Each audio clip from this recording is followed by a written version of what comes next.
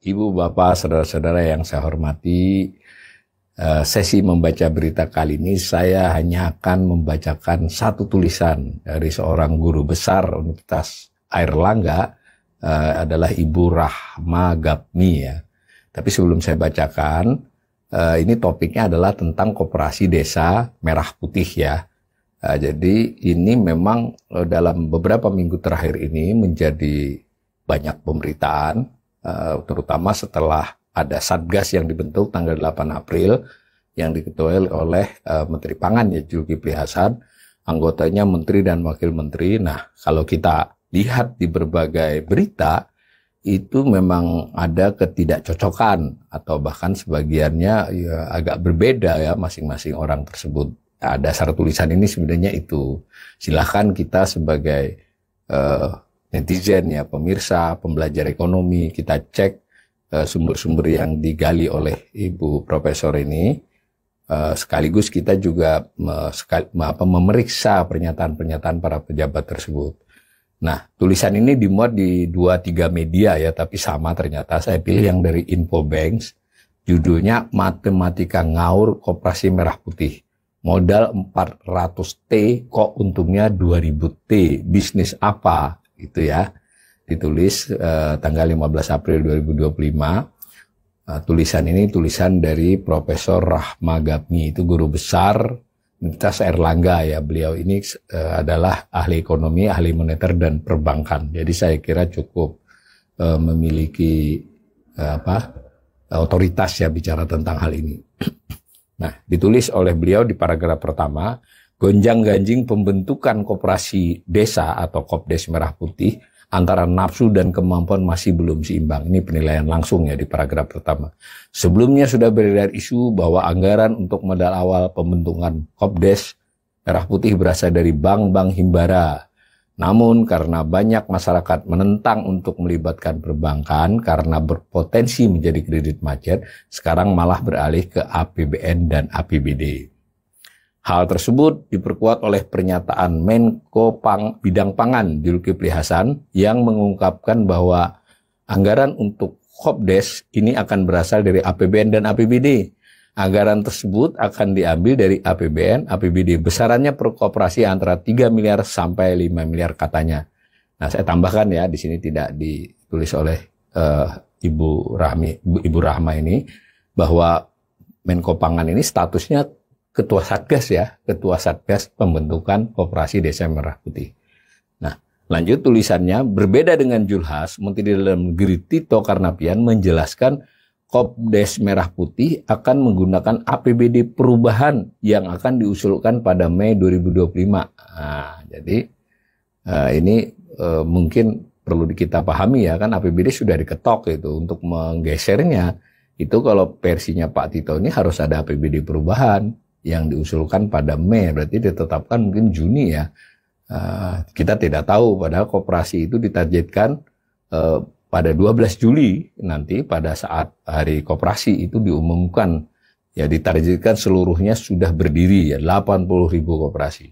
Lanjut tulisan ini, berdasarkan data sekitar 62% pemerintah kabupaten kota di Indonesia memiliki ketergantungan fiskal yang sangat tinggi terhadap pemerintah pusat. Ini menurut Bu Rahma ini ya, Bu Profesor Rahma ini mengutip BPK, Badan Pemeriksa Keuangan, menyatakan sekitar 88,07% dari total 503 Pemda itu belum mandiri dalam mengelola APBD dan masih bergantung pada transfer dana dari pemerintah pusat.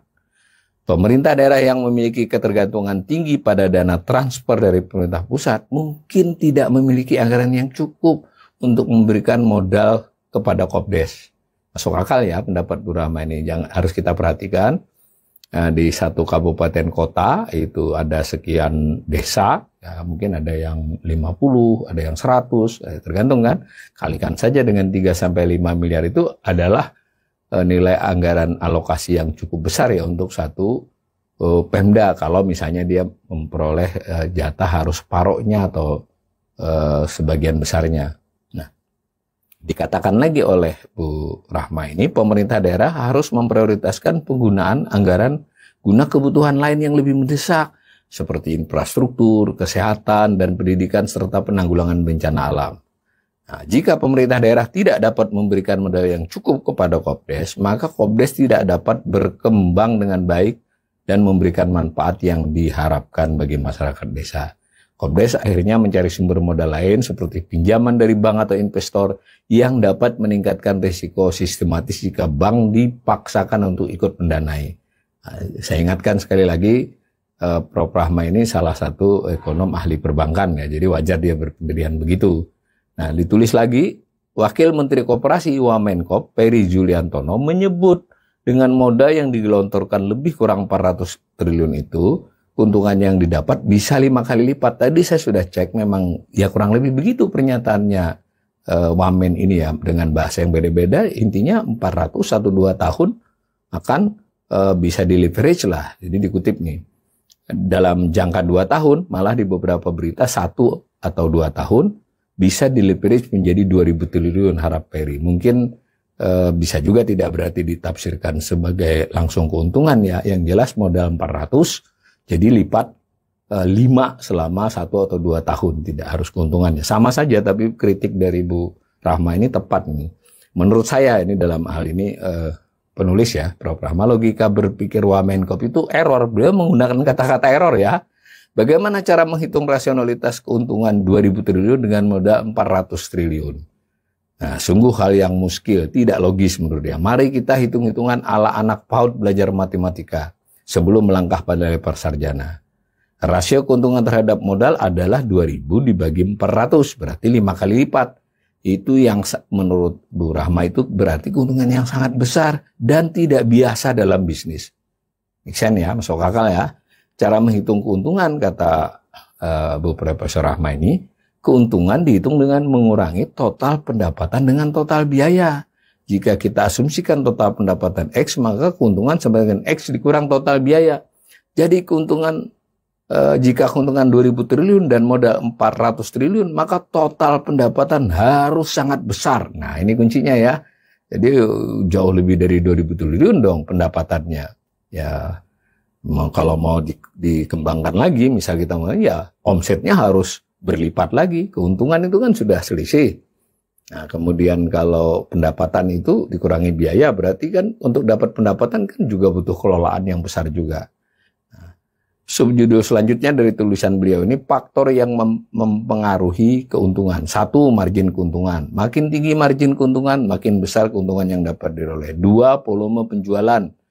Nah, kan tadi sudah saya katakan, masih makin besar volume penjualan, makin besar pendapatan yang dapat diperoleh. 3, efisiensi biaya. Makin efisien biaya, makin besar keuntungan yang dapat diperoleh. Nah, keuntungan 2.000 triliun dengan modal 400 triliun sangat tidak rasional jika tidak ada penjelasan yang komprehensif tentang bagaimana keuntungan tersebut diperoleh. Pertanyaannya, bagaimana tata kelolanya, bisnis modelnya, margin keuntungan, volume penjualan, dan efisiensi biaya untuk memahami bagaimana keuntungan sebesar itu dapat diperoleh. Nah, lanjut tulisan beliau memberikan rekomendasi nih ya, beberapa poin yang perlu dipertimbangkan. Ada beberapa hal yang perlu dipertimbangkan. Salah satunya adalah kemampuan APBN yang makin cekak. Kita ketahui bahwa defisit APBN kita 104,2 triliun ini 3 bulan yang berjalan ya. Kalau selama setahun itu direncanakan 616 ya. Nah, APBN, tapi ini kira-kira yang sudah berjalan 3 bulan aja kita sudah defisit gitu loh. APBN memiliki keterbatasan anggaran yang harus dialokasikan untuk berbagai program populis pemerintah serta kegiatan-kegiatan lain. Pemerintah harus memprioritaskan alokasi anggaran untuk program dan kegiatan yang paling penting dan berdampak besar bagi masyarakat. Misalnya jika terjadi bencana, APBD sudah tidak mencukupi karena sudah dibuat modal untuk koperasi. Lantas bagaimana penyelesaian dari tanggap darurat bencana tersebut? Menunggu dana dari pusat, tentu korban akan kelaparan dan keburu metong duluan. Jadi sudah agak keras ini tulisannya beliau ini, kayak pembentukan 8.000, di sini ditulis 8.000 yang mungkin salah tulis, 80.000 Kopdes sebenarnya memerlukan biaya yang besar, termasuk biaya untuk pembangunan infrastruktur, pelatihan, dan pendampingan. Pembangunan Kopdes juga membutuhkan sumber daya manusia yang kompeten dan terlatih untuk mengelola dan mengembangkan koperasi. Yang juga penting untuk dipertimbangkan adalah akses Kopdes terhadap pasar dan jaringan bisnis. Kalau nanti saya komentari sedikit ya, kalau dicari di mesin pencarian memang sudah diketahui akan melatih sekitar 250.000 ya manajer atau calon manajer. Tapi ini atau pengurus inti lah, pengelola inti ini betul-betul serius ya. Karena orang dilatih apakah langsung bisa mengelola dengan baik atau yang dilatih alasannya adalah orang koperasi, ya itu beda lagi ya. Nah, lalu ditulis lagi oleh beliau risiko dan tantangan, subjudulnya. Ada sejumlah risiko dan tantangan terkait pembentukan Kopdes ini. Salah satu contoh yaitu risiko kegagalan. Ini bagus saya kira mengingatkan. Ini tidak hanya soal Kopdes ini. Pemerintah cenderung memberikan narasi kebijakannya bukan agak sedikit ya, muat banyak pihak itu berlebihan. Hampir selalu tidak menjelaskan faktor risiko. Ada bentuk apapun upaya, apalagi yang sifatnya bisnis, itu pasti risiko. Apalagi kalau bisnis diharapkan memberikan keuntungan yang tinggi, itu pasti risikonya juga besar. Nah, kira-kira begitu logikanya ini. Nah, jadi menurut Bu Profesor Rahma ini, pembentukan Kopdes yang tidak seimbang dengan kemampuan APBN dapat menyebabkan risiko kegagalan program dan sangat kental dengan moral hazard. Sudah banyak pengalaman terjadi di masa lalu. Implementasi program pembentukan Kopdes juga dapat menghadapi sejumlah tantangan, seperti kurangnya infrastruktur, sumber daya manusia yang tidak memadai, dan saya yakin dalam pemilihan kepengurusan masih diberlakukan like, dislike, bukan meritokrasi. Ini penilaiannya Ibu ini ya. Secara keseluruhan, menurut beliau, perlu dilakukan analisis yang lebih mendalam untuk mengetahui kemampuan APBN dalam mendukung pembentukan. Nah, kembali ini yang benar 80.000 Kopdes ya, bukan 8.000. Dan mengidentifikasi potensi risiko dan tantangan yang mungkin dihadapi. Nah, dilanjutkan lagi judulnya faktor kegagalan Kopdes yang disuntik modal pemerintah. 1. Faktor internal. Yang termasuk faktor internal antara lain pengelolaan yang buruk. Pengelolaan koperasi yang tidak profesional, tidak transparan, dan tidak akuntabel dapat menyebabkan kegagalan koperasi. Selain itu, kurangnya kemampuan manajemen. Kurangnya kemampuan manajemen koperasi dalam mengelola usaha dan keuangan juga dapat menyebabkan kegagalan koperasi. Nah, hal lain yang disinggung beliau, kurangnya partisipasi anggota. Kalau kurangnya partisipasi anggota dalam pengelolaan dan pengembangan koperasi juga dapat menyebabkan kegagalan koperasi. Kedua, faktor eksternal. Yang termasuk faktor eksternalnya antara lain ketergantungan pada pemerintah. Koperasi yang terlalu bergantung pada pemerintah daerah dalam hal pendanaan dan dukungan dapat menyebabkan kegagalan koperasi jika Pemda juga tidak dapat memberikan dukungan yang memadai. Nah, termasuk diulangi lagi soal infrastruktur. Selain itu, kata beliau, perubahan ekonomi yang tidak terduga dapat menyebabkan kegagalan koperasi dalam mengelola usahanya. Ketiga, faktor lainnya. Selain faktor internal dan eksternal, faktor lain penyebab kegagalan koperasi adalah korupsi dan penyelewengan. Korupsi dan penyelewengan dana koperasi dapat menyebabkan kegagalan koperasi. Kurangnya pengawasan yang efektif dari pemerintah daerah dan masyarakat juga dapat menyebabkan kegagalan koperasi. Masyarakat memerlukan kebijakan yang sangat baik dan pro masyarakat, bukan kebijakan yang bertendensi moral hajat, yang semula tujuannya baik malah menjadi bencana buat masyarakat. Saya komentari terakhir. Sudah jelas ya argumen dari Ibu Profesor Rahma ini dari Universitas Airlangga bahwa beliau ini jelas skeptis ya bahwa langkah-langkah dalam pembentukan Koperasi Desa Merah Putih ini kelihatannya berisiko lebih mengarah kepada kegagalan menurut tulisan ini. Dan saya hanya ingin kita para pemirsa juga bisa mencari berita-berita lain atau penjelasan lain. Mari saja kita lihat bagaimana Pak Zulkifli Hasan menjelaskan, bagaimana Menteri Koperasi, bagaimana Wakil Menteri Koperasi, bagaimana Pak Tito, dan ada juga, ini tidak disebut di sini, Ibu Sri Mulyani juga sudah sempat bilang bahwa dananya tidak menambahi, tapi dari alokasi APBN yang ada saja, salah satunya adalah dana desa dan seterusnya. Intinya, saya kira ini kembali mengulangi bahwa dalam beberapa kebijakan, pemerintah kelihatan belum terlampau siap memiliki desain istilahnya ya. Kebijakan yang baik itu memerlukan desain kebijakan yang baik. Desain tersebut melalui kajian, ya tidak harus lama sekali ya, tapi kan melibatkan banyak pihak. Kemudian juga diukur juga dengan kapasitas yang dimiliki oleh pemerintah pusat maupun daerah untuk mensukseskan hal seperti itu. Dan yang tidak kalah pentingnya, bagaimana respon dari masyarakat. Dan salah satu yang nampaknya kurang digali adalah respon masyarakat pejuang koperasi yang sudah belasan tahun, puluhan tahun aktif berkoperasi. Tidak banyak diberitakan.